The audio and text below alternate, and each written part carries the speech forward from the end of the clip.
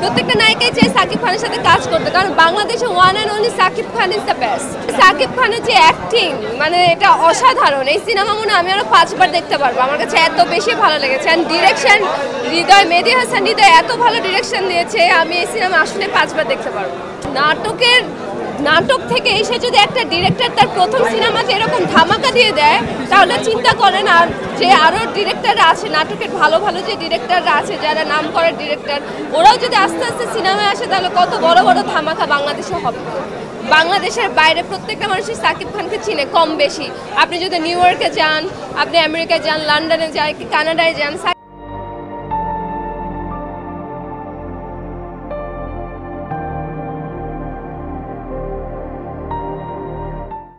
খানকে কম বেশি মানুষজন চিনে, তার নাম আসলে ওই ক্যাটাগরিতে পৌঁছায় গিয়েছে। আর সাকিব খানকে দেখে কোনোদিনই কেউ নাক ছিটকাতো না।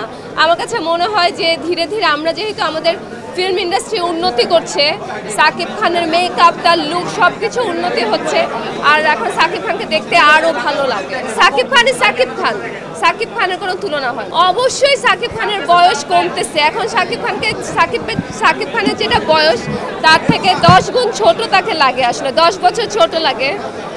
এটা আসলে পুরাপুরি এটা ম্যাটার করে মেইনটেন্সের উপরে। সাকিব খান নিজেকে অনেক ভালো মেইনটেন করেছেন, তাকে আসলে সাকিব খান হলো স্বপ্নের নায়ক আমার কাছে মনে হয়। আমি তো এটাই বললাম যে সাকিব খানকে দেশের বাইরে প্রত্যেকটা মানুষ খুবই পছন্দ করে, এর জন্য দেশের বাইরে যে শোগুলো হচ্ছে এই শোগুলোতেও এখন হাউসফুল যাচ্ছে। ঠিক আছে, সাকিব খানের সাথে কাজ করা এটা তো স্বপ্নই, এটা তো আমার কাছে মনে হয় যে প্রত্যেকটা নায়িকারই এটা একটা স্বপ্ন। যারা যারা কাজ করেনি প্রত্যেকটা নায়িকাই চাই সাকিব খানের সাথে কাজ করতে, কারণ বাংলাদেশে one and only Shakib Khan is the best.